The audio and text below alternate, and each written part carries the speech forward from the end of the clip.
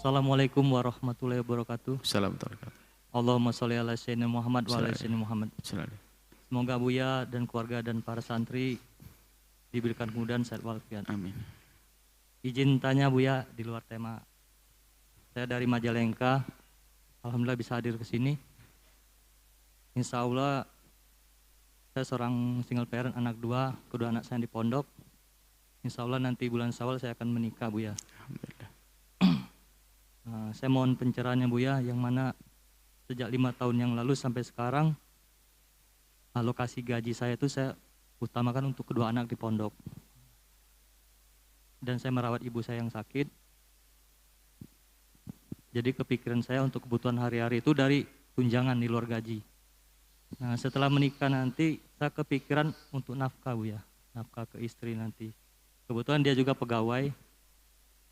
Seperti apa Buya hukumnya nanti saya otomatis tidak bisa penuh ngasih nafkah gitu. Nafkah keuangan. Dan juga kemungkinan saya mungkin pindah kembali ke Sumatera. Sebenarnya agak berat saya tinggalkan anak di sini. Saya titip anak saya ke Buya. Kenapa harus pindah ke Sumatera? Dianya nggak bisa pindah ke sini Buya. Alasannya dia kerja di sana juga, pegawai juga. Tadinya saya mau ajak ke sini. Saya agak berat sebenarnya pindah karena otomatis nggak bisa ke majelis sini lagi nanti. Baik. Dan nanti ya anak saya juga ada sakit Buya. Kemarin alhamdulillah pihak boarding komunikasi baik dengan saya, cepat teratasi. Alhamdulillah anak saya juga sudah ikhlas. Seandainya ayah pindah, dia ikhlas. Saya mau nikah ini juga agak berat juga Buya, karena dorongan dari anak-anak. Akhirnya saya ya udah saya menikah. Mohon pencerahannya Buya, mohon doanya Buya. Titip anak-anak kami. Itu aja Buya, mohon maaf. Assalamualaikum warahmatullahi wabarakatuh. Waalaikumsalam warahmatullahi wabarakatuh. Yang bisa mengukur apakah Anda harus menikah atau tidak adalah diri Anda sendiri. Sejauh mana kebutuhan Anda kepada hal yang sangat pribadi itu. Kalau Anda tergolong orang yang tidak butuh kepada hubungan pribadi itu, Anda nyantai, Anda fokus kepada urusan anak. Karena Anda orang yang tidak terganggu. Tapi sebagai laki-laki normal, ada sering bangkit syahwat dan sebagainya, ada pintu halal. Maka menikah. Tidak ada yang bisa melarang Anda. Maka kami himbau kepada semua anak, jika punya bapak atau ibu yang seperti itu, jangan pandang bapak ibumu selamanya sebagai bapak ibu. Tapi harus dipandang sebagai wanita dan pria yang punya hajat pribadi. Jangan egois seorang anak. Mengatakan, umi, bapak, ibu tak boleh nikah. Loh, kebutuhan pribadi nggak bisa diwakilkan ke siapapun. Harus dengan pernikahan. Baik, kemudian yang kedua, menikah itu memilih. Kalau memang sekiranya Anda berat meninggalkan tempat ini, apalagi urusan pekerjaan. Selagi itu adalah untuk kebutuhan hajat pribadi Anda. Bukan, Anda bisa memilih wanita yang lainnya. Kan masih banyak. Solehah masih banyak bertebaran di bumi di jagat raya ini. Nah, ini. Kecuali kita sedikit punya ketamaan, na'udzubillah. Saya menikah dengan seseorang karena saya mengharap mungkin dia adalah orang yang sukses dalam usaha dan sebagainya. Maka laki-laki tidak begitu cara menikahnya. Laki-laki menikah saya ingin mencukupi, saya ingin memiliki. Bukan saya ingin numpang dalam kehidupannya. Itu baru laki-laki. Jadi laki-laki menikah dengan seorang wanita adalah hajat ya. Dan bukan karena ingin menumpang. Tapi saya akan beri nafkah semampu saya. Cari wanita yang bisa nerima itu. Nah, dan mungkin wanita itu juga sangat bisa nerima hanya karena dia urusan pekerjaan. Baik, kalau permasalahannya adalah dia wanita bisa nerima Anda. Dan memang mungkin hubungan baik, keluarga atau ada yang menyambungkan orang baik dan dia solehah.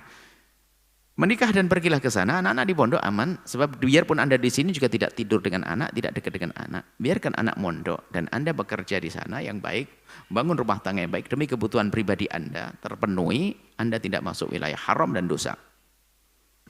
Baik, adapun masalah ketakutan Anda dalam memberikan nafkah, ini yang harus kami sampaikan kepada siapapun. Jomblo-jomblo semuanya. Kalau ingin menikah jangan takut tidak bisa memberi makan. Karena sudah ini yang di saat jomblo makan enggak dia? Makan juga. Anda juga makan, Allah kasih. Di saat jomblo Allah kasih, di saat menikah tetap Allah kasih. Jadi yang menentukan kemudahan kita dalam hidup adalah cara hidup yang benar, yang cara hidupnya benar, sederhana, nggak foya-foya, nggak harus membeli sesuatu yang belum waktunya. Nah kalau kita membeli sesuatu sebelum waktunya, itu kan nyongsep. Perabot rumah tangga lengkap, kulkas ada, mobil ada, segala macam. Tapi semuanya kredit harus bayar. Makanya gajinya nggak cukup terus karena hidupnya begitu. Padahal kalau kita berumah tangga dalam rangka merintis lah, apa sih yang kita inginkan? Hidup kita juga tidak makan terus kan? Sebenarnya cukup dengan kompor satu, kemudian ada panci, kemudian ada wajan, ya. Kemudian sudah beres semuanya. Wajan itu apa? Penggorengan. Jadi yang menjadi masalah dalam hidup adalah tamak. Kita cara hidup itu dibikin ribet oleh diri sendiri. Kebutuhan menjadi membengkak terus. Nah ini hidup begitu tuh nggak enak. Karena orang bukan berpikir bagaimana mensyukuri, tapi bagaimana dia membesarkan ketamaannya. Lihat orang begitu tersiksa. Tapi kalau orang hidup, masya Allah, alhamdulillah sederhana. Yuk masak nasi yang enak, nasi liwet. Anda kalau pengen praktis, saya ajari bikin nasi liwet. Pancinya satu tok, nggak pakai yang lainnya. Ya, nanti parut kelapa sama sayur, nanti kasih teri dikit-dikit tabur di atasnya, kemudian lauk apa ikan tahukannya aduk sama sayur. Nasi liwet itu nanti kalau sudah mulai masak, itu sayur tumpang di atasnya, tutup begitu. Anda pergi keliling kemana-mana, di bawahnya jadi intip, enak banget itu. Dibongkar begitu sudahlah. Apalagi kalau cerita waktu puasa, enak semuanya. Nggak usah ribet, yang bikin susah kita ini susah hidup. Hidup bikin susah macam-macam, harus begini begitu. Wah itulah manusia tersiksa. Masak aja harus berjam-jam, begitu, ya kan? Memang kita perlu menyenangkan anak, iya, tapi kan tidak selamanya harus hidup kita susah begitu. Sekali-kali nyenengin anak lagi pulang dari pondok. Oke. Maksud kami adalah, Anda jangan khawatir tentang urusan nafkah. Anda bisa, nanti ada pintu rezeki. Untuk memenuhi kebutuhan yang halal, mustahil Allah tidak menolong orang mencari yang halal. Maka kami sampaikan pada jomblo-jomblo itu, daripada Anda nyerempet-nyerempet yang haram biarpun hanya dengan komunikasi, itu bukan saja mengurangi rizki, mengurangi berkah rizki kalau ada rizki. Tapi kalau dengan nikah yang halal, lihat biarpun rizki sedikit tiba-tiba jadi berkah, bisa aja. Punya anak satu bisa nyukupi, punya anak dua bisa nyukupi, punya 5 bisa. Nah, gitu. Jadi keberkahan itu unik. Dengan yang halal akan beres semuanya. Wallahu a'lam bishawab.